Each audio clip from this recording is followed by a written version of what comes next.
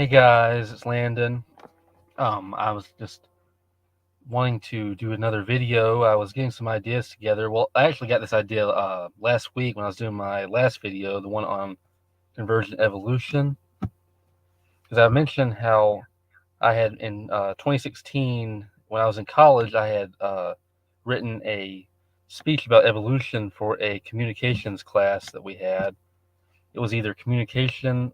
I could do 3 speeches with that, or do public speaking and do 5 speeches. So communication was the easier route, I guess you could say, easier option.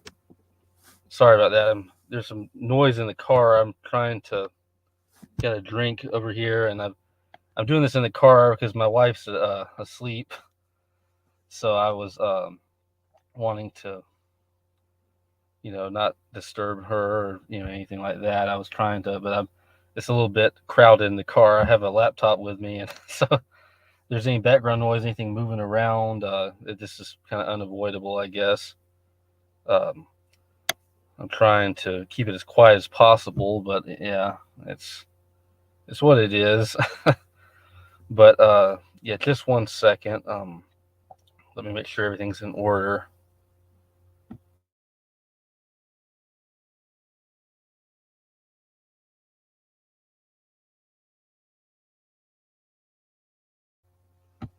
Okay, I think it's good.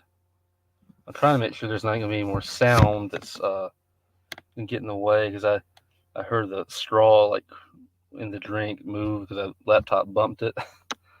This is crazy, but yeah. What I was gonna say was that I'd written a speech. We had to give a persuasive speech in that class, the communication class. I went to a now defunct school, called Darton State College. It was in Albany, Georgia, and it was a 2-year school. And so a lot of my core classes I did there before I moved to another school later. Um, I attended Georgia Southwestern State University after I finished at Darton, and then after I got my associates at Darton, then I got my bachelor's at GSW.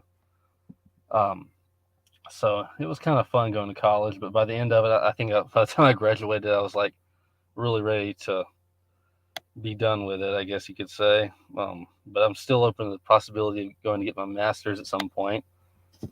But yeah, for this speech, it was a persuasive speech. I think this is the first, no, maybe it was the second one we did out of the 3. And so being me, I picked evolution being the topic. Of course, I'd want to do that. And this is back 2016, about 6 years ago. So in March is when I presented it. So I was 20, and I titled it. I believe the title was "Why Neo-Darwinism Needs to Be Replaced with a More Realistic Theory." I think that was the title. I have the original document somewhere. I don't know where it is, though. I copied and pasted this off of Facebook because I included it as a document in my Evidence for Creation group. But yeah, I wanted to kind of do a retrospective type analysis of it just for fun and go over, would I, write the same things today? Would I go over would I include the same evidence? I mean, what would I do differently? Is there anything that I would change now, or have my views changed? Stuff like that. It's just a fun video for me to do. I thought it would be cool and something cool to do, but yeah, I see. Well, some of my views towards Christian, well, most of them haven't really changed since I was 20. Um, but I think I've grown more mature in that regard. I kind of am more likely to embrace more in-depth, conclusive evidence instead of relying on just shooting out articles to people. I want to provide like in-depth analysis of and show people why I believe evolution is false. I guess I'm more technical and more in depth now than I was then, to some extent, maybe. But but yeah, that's just it's crazy to think that it's been 6 years since I did that. I know that um, it doesn't feel like it, but I've discovered that it seems like your 20s is probably the most transformative decade of your life.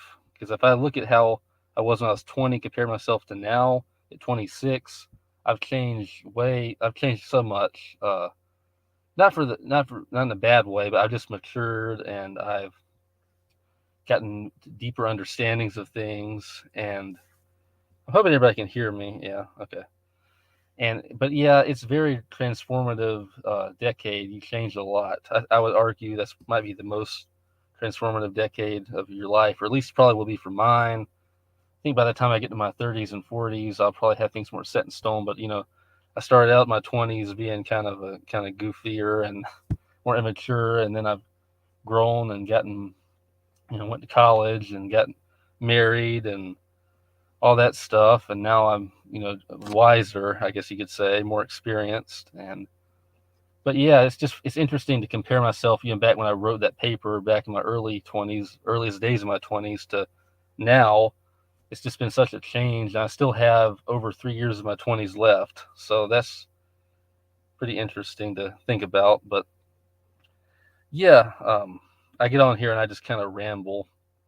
I know that's one thing. I just get into the conversation, I guess, just talking about these things. But that's my stream, so I can do whatever I want, I guess.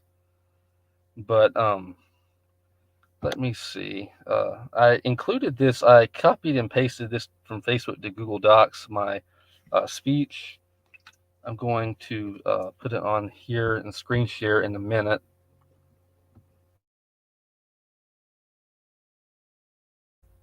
Hopefully my internet's working properly because I'm in the car, so I want to make sure everything's okay. I know I've had streams before where I was out in the car doing it and you could barely hear me, so I need to invest in more professional hardware, I guess. But yeah, I will go ahead and screen share. I think everything's in order. So go ahead and share my screen.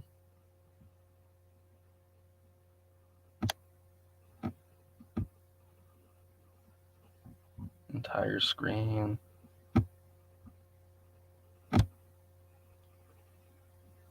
There we go. Everything looks good. Here's on YouTube. It's good. Okay. This is what I just copy and paste. I'm going to read it, and then I'm going to kind of provide a retrospective analysis of it, I guess. But yeah, it's kind of long. Well, it's not too long. We had a time limit, when we're doing it, so it's not like it. I couldn't include like every bit of evidence I wanted to include. But yeah, let me start. This is what I wrote when I posted on Facebook right here. It's the paper speech I wrote last semester, that's out of date now. Me saying that. It's about replacing the modern evolutionary synthesis with a moralistic theory.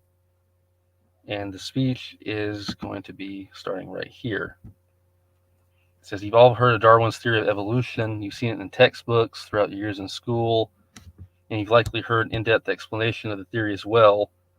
The traditional mechanisms of evolution are random mutation, natural selection. These mechanisms are claimed to have resulted in all the diverse life we see today.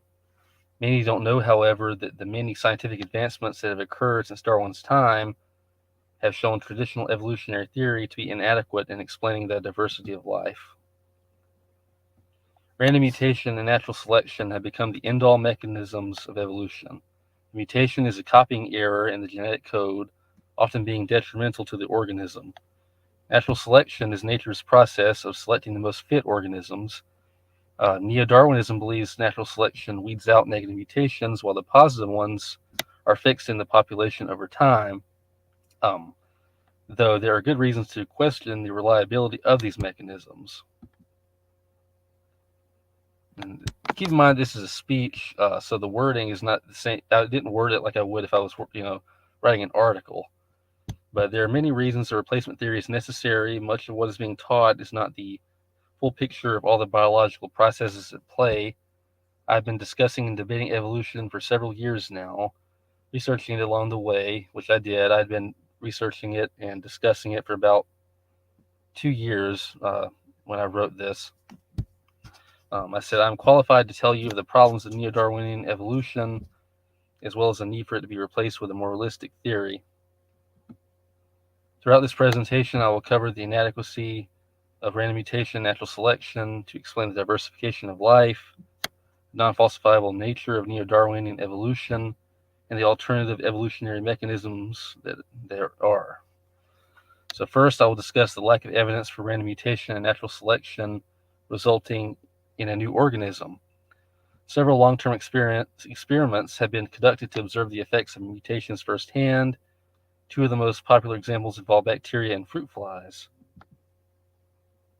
Despite the efforts to demonstrate evolution, the results have shown stasis. An article from Professor of Bacteriology Alan H. Linton describes the lack of evolution in bacteria.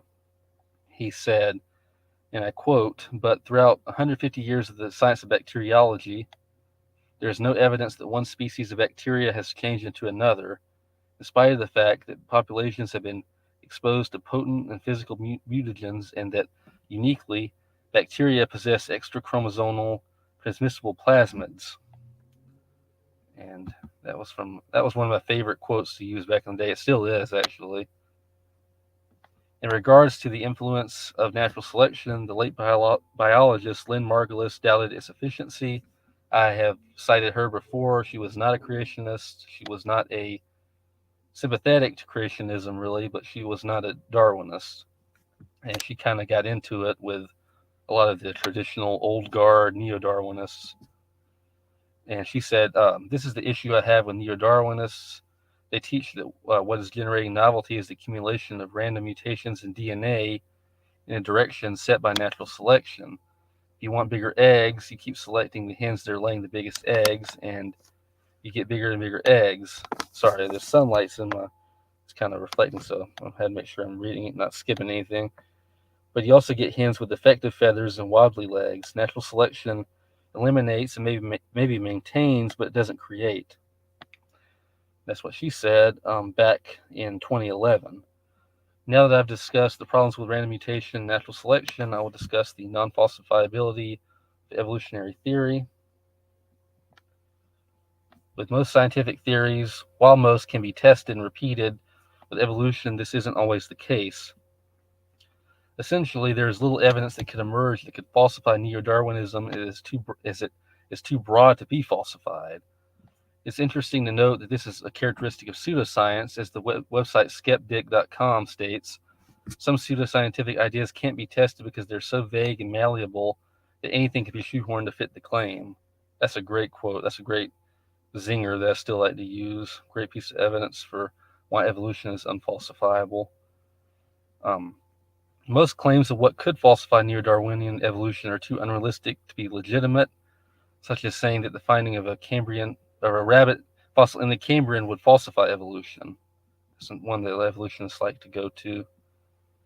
Philosopher and mathematician David Berlinski is also a critic of Darwinian theory. He has seen an article titled "A Scientific Scandal," which he states quantum electrodynamics is accurate to 13 or some decimal places.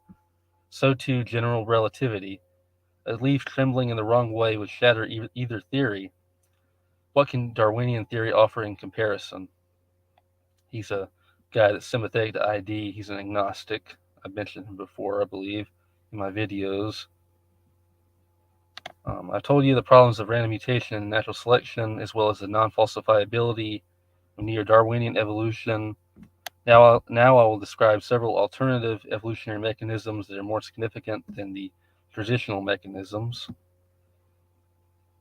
While Darwin predicted that evolution was unguided, modern scientific evidence tells a different story, which this prediction of mine has been confirmed that evolution, well, not evolution, but adaptation is, there's intelligence and clever mechanisms governing how organisms adapt. The fossil record shows a peculiar pattern of abrupt appearance, rapid diversification, and stasis. Many species diversify quickly, in fact, far too quickly for a Darwinian process to be the cause of this diversification. I'd like to use the glyptodon as an example, which is an extinct relative of armadillos. Both glyptodonts and armadillos have fairly significant differences when it comes to bone structure. The glyptodonts are now considered a subfamily of armadillos. And go down further.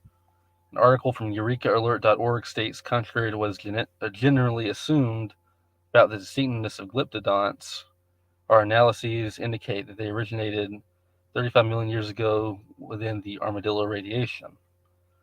Taxonomically, they should be regarded as no more than another subfamily of armadillos, which we call Glyptodontinae.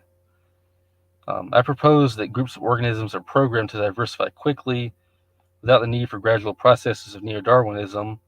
This hypothesis can be tested analyzing the genome of the organism, attempting to determine if it possesses the genes for multiple similar body plans.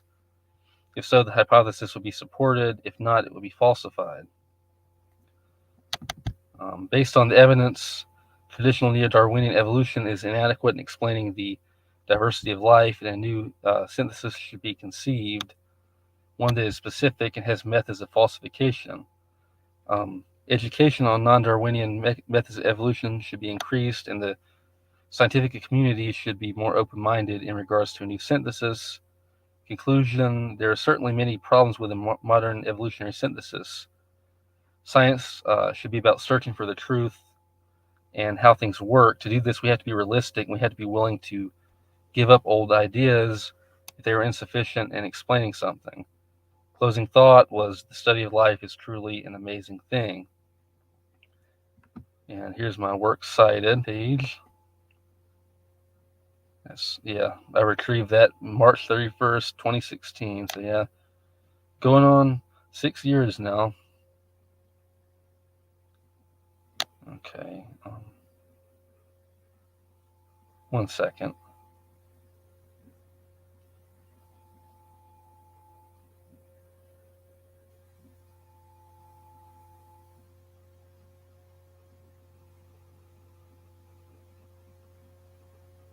Okay, sorry about that.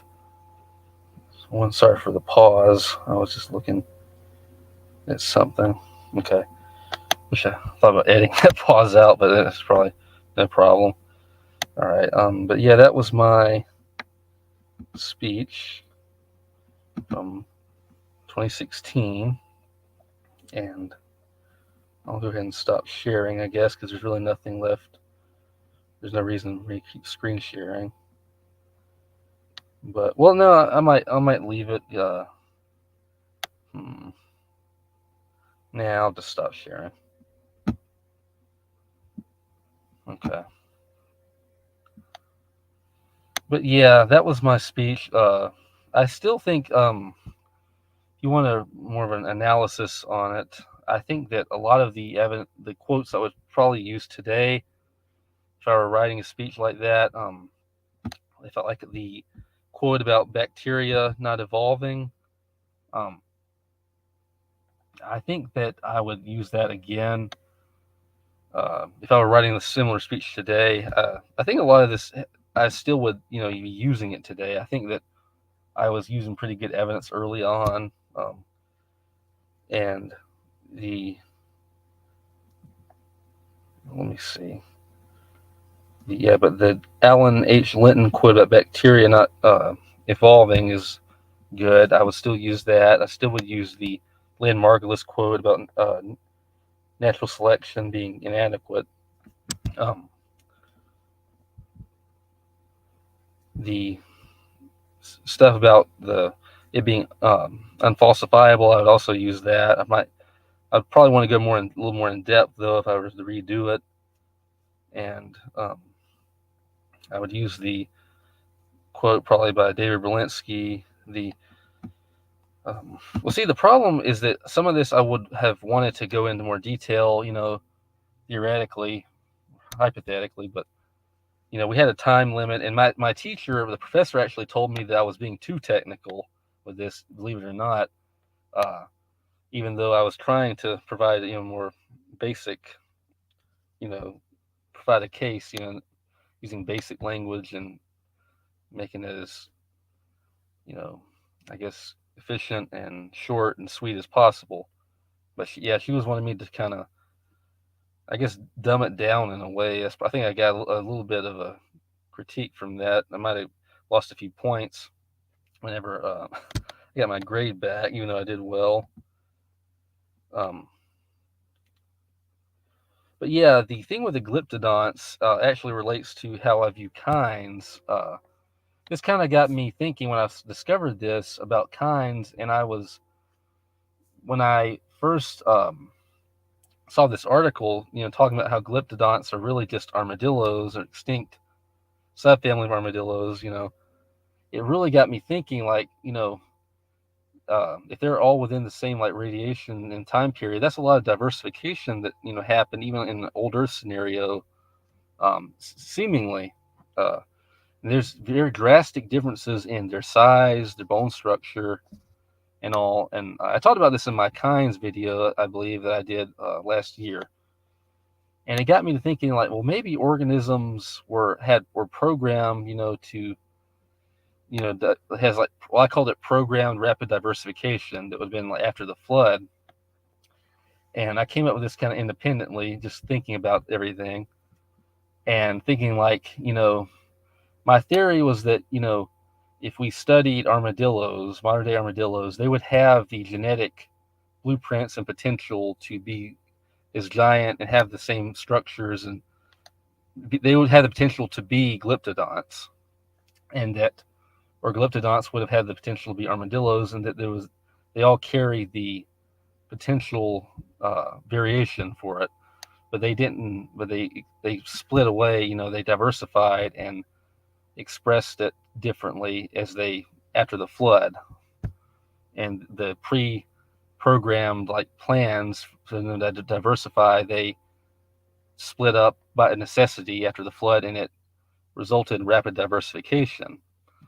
So that would explain why you have glyptodonts and armadillos being basically the same kind. You consider that, but they're so different. And so my idea was just that the diversification was programmed, and that you could analyze their DNA and see the genetic potential they all carried to be all variations of the same kind, I guess you could say. Which I still would use this in a modern day speech. I think, to a point. Um, I think that that's it. I think that what I'm saying is probably very similar to the created heterozygosity that Nathaniel Jeanson has promoted. I remember years ago, and when Donnie was kind of telling me about it, I thought, yeah, this sounds kind of similar to what I was thinking about, with how kinds diversified.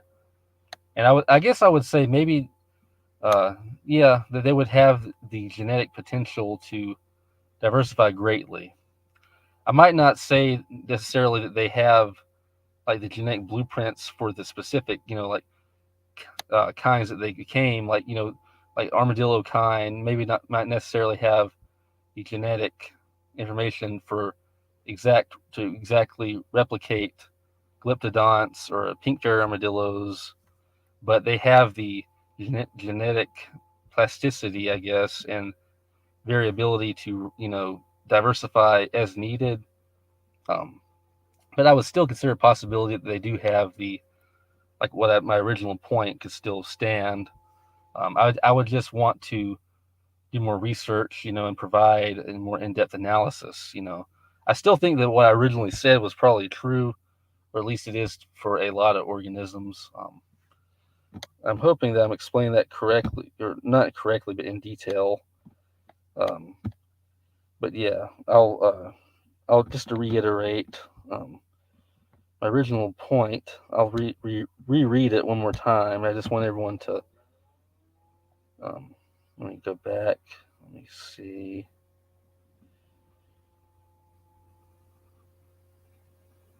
Yes, I propose that groups of organisms are programmed to diversify quickly. It can be tested analyzing the genome of the organism, trying to determine if it possesses the genes for multiple similar body plans. Like, if the armadillo had genes to become, yeah, it would be like us testing the armadillo, right, the modern day armadillo, see if it had the genes and the information there for it to theoretically become a glyptodon, because that diversity was there from the beginning. So I think that's a pretty interesting theory that I came up with. I think it, but the fact that the glyptodonts and armadillos were so different, yet they're the same kind, and they're considered the same animal, basically, same group, kind of made me formulate that theory of programmed rapid diversification. Um, I included the says that the fossil record shows abrupt appearance, rapid diversification, and stasis. Um, I would argue that with the rapid diversification and stasis, yeah, uh, abrupt appearance. I might say, I don't. I guess I should have maybe put a more young Earth interpretation on that, and maybe said like everything appeared at the same time, or the fossil record would show that and maybe include stuff about the flood. But yeah, I mean it's about. I would pretty much say the same thing. Maybe slightly reword it.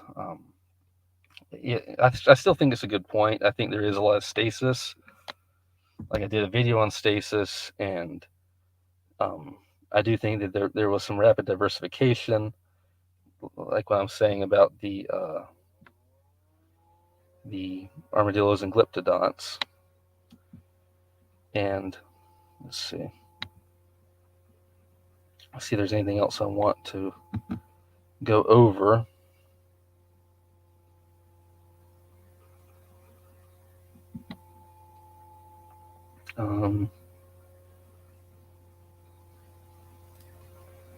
But yeah, I mean, I was trying to scientifically just show that neo-Darwinian evolution or the paradigm was inadequate. And actually, me rereading it just now, I think I did a pretty good job because I only had a few minutes to make my case, and um, I was trying. I couldn't be extremely technical, even when I was not trying to be technical.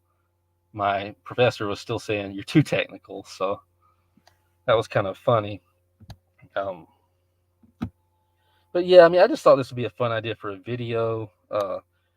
Nothing's really serious, I just kind of thought it'd be cool to I'm kind of a nostalgic person. I wanted to revisit this and see how I did, what if I would do it differently, that kind of stuff, like I said earlier.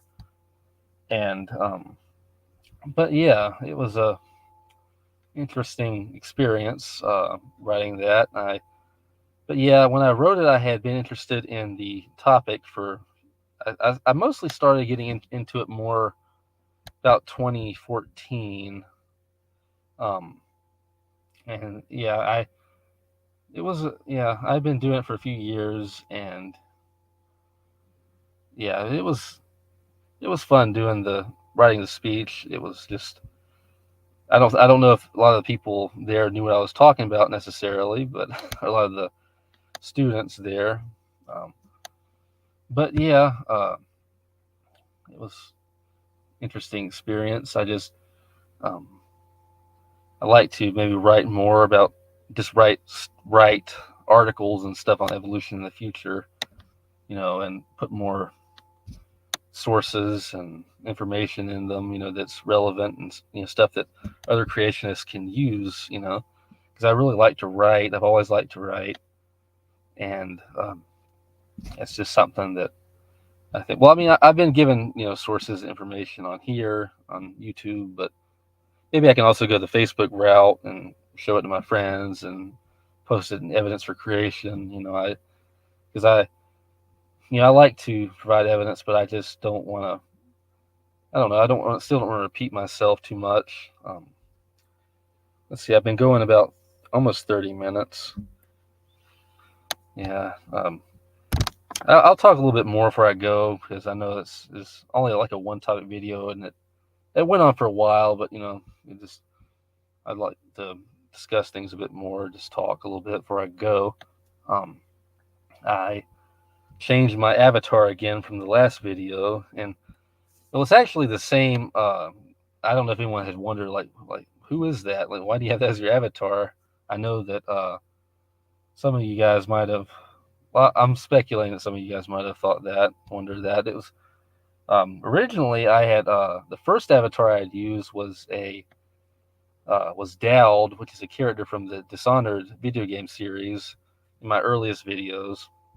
And so my wife got me started on this anime for My Hero Academia. And when I started dating her, and I was really interested in it, it's about the premise is that in that world, that universe, people started being born with superpowers called quirks, and being a hero became a superhero became a possibility, and the main character inherits a superpower from the world's strongest hero, and it's passed on from like person to person. It's one of the quirks that can do that, and so I started getting into that, and then I discovered that there was a spin-off series called My Hero Academia Vigilantes, and it's about the people that did perform heroic duties, without a hero license, and they're basically breaking the law and beating up bad guys and whatnot, which is so they have, they're like they're I think I'm trying to think of the tagline. It said like people with the reputation of villains but the heart of heroes, and one of the characters in there is a guy called Knuckle Duster. He is a quirkless or powerless vigilante who uses brass knuckles, and um, so I really thought he was a cool character. I always like those types of characters. So that's who you see as Knuckle Duster in the two of the avatar photos I've used, the colored one and the non-colored. This is also him when he was a hero, because he used to have a superpower and it got stolen from him. But that's a discussion for another day. Hope I'm not spoiling that for anyone here. But yeah, he had a quirk that's him as O'Clock, and he could accelerate his brain speeds and his brain processing to the point where he would like move fast, and time slowed. Felt like it was slowed in his perspective. If he really put effort into it, it'd be like it stood still. So yeah, that was he had a cool quirk. But yeah, I just like using his avatar. I think he's a cool character. He's my favorite character in that universe. But yeah, I don't. I know that regarding Standing or Donnie, his channel, I think they have a few debates. I think the next debate is Jackson Rowe again, and I know that yeah, they've been having lots of debates lately, and I really I really like to ask questions, during the Q&A. I've always liked that, and I've been asking I've been interested in the Q&A portion ever since Donnie was doing debates way back in the day in like 2019. He was on Modern Day Debate. I like doing it, asking questions then for the evolutionist opponents he was facing. But yeah, he they've been having some interesting debates. I always like hearing Jackson debate. He's really nice about everything. That used to be such a rarity for us, especially when Standing for Truth, the channel was starting out. We had when we would do hangouts and stuff, we would have so many people that were so ugly, and they were so vulgar and rude and whatever you want to call it. But that's been my experience with Facebook as well when I'm encountering evolutionists. But every now and then you do get someone that's really nice and cordial. Jackson's one of those people. Um, Maybe I could have him on here for a hangout or something one day. But yeah, I just maybe I should do a debate at some point. I know I've talked about it before. I debated. Well, the first debate I did was back in uh, 2019. I debated Taylor, or Snake Was Right. That was like March of 2019, I believe, and um, something like that. Maybe early April. And then I had a kind of quasi or informal debate with Speed of Sound in like January of 2020, but that was the last time I had a recorded, verbal debate with a atheist or evolutionist. But I like to do that again. Maybe at some point. I've had many arguments with them with these group of people, over the internet on Facebook over the years. Too many to count, really. But yeah, I guess that's about all for this video. I don't really know if there's anything else for me to bring up or talk about. Uh, yeah, I'd still like to possibly host a after show on this channel, but we'll see what happens. And maybe I can at one point I like to for one of these streams I had wanted my wife to say something, and say hello or something. She's just not into that type of stuff as much, but I don't know. I was like, well, would you want to? And she's like, I don't think so. She doesn't really care, but she likes that I like doing these, but you know, she doesn't really do streams, stuff like that. But yeah. Also, I need to get maybe a personalized avatar to use for future videos where I'm not using the knuckle duster ones or o'clock, all the time. Maybe I can get one that I can just use, like a permanent one that's supposed to be like representing me, or I can just use a picture of me. But oh yeah, I had one more thing to say. The reason the past few videos I've done, I've had Landon in parentheses Papa Knuckles. It's kind of a funny story. Back about a week ago, roughly, or something like that, me and my wife, we were walking into Target, and I popped my knuckles. And see, I always like, the punching characters in video games. Always create the unarmed fist fighting characters, and it's one reason I like Knuckle Duster. That's just my thing, I guess. And so I popped my knuckles, and I just casually mentioned to her, I said, "Oh, I popped my knuckles," and my wife was looking at me. She said, "Papa Knuckles," and I was like, "What?" And she thought I said Papa Knuckles, and we were laughing about that, joking about it. And I told her, like, when I become an uncle, my nieces and nephews can call me Uncle or Papa Knuckles, and when I become a grandpa, they can call me Papa Knuckles. That can be my cool, hip grandparent / uncle name, I guess. But that's the backstory behind why I have that on there. It's just kind of a joke, and it's kind of a funny / cool name. But yeah, it's based on a misunderstanding. That's how it originated. But yeah, I guess that's probably about the last thing I wanted to say. I might try to do more presentation videos or something later on. Maybe next week or within the next few weeks. I got a new job starting soon, so I might not have as much time. But maybe on the weekends I can try to do some stuff. But yeah, this was just a retrospective, analysis, I guess you could say, of just my 2016 speech on evolution, and I just thought it would be a fun idea for a video, and it was. But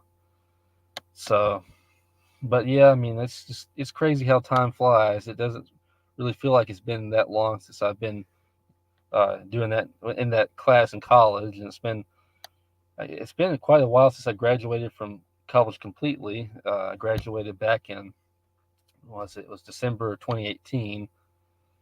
That was a pretty good time. It was a really easygoing period, I guess. There was a lot of, I guess I was just, used to going to school. It was kind of a careless time period, before I matured more and, started getting married or finding my wife, getting married. And it's a fun time to look back to, but, I know that my best days are ahead of me. So that's one. I like to reminisce about stuff. That's just one of my traits, I guess. But yeah, I hope everyone watching this has a good day, and I hope you enjoyed listening to me. I know I've gone on for a while, but I like doing this. I like kind of recording my thoughts and just talking to everybody on here. I like including highlighting everybody's comments and stuff. Um, in the chat. But yeah, I'll see everybody whenever. Don't know exactly when, um, but I want to thank everyone for watching, or everyone that will watch this video when it's not live and you're watching it played back, because I really appreciate it. I appreciate my subscribers that are here for the video game content and the creationist content, or. But yeah, God bless you all, and I'll see you in the next video. So thanks for watching, everybody. God bless.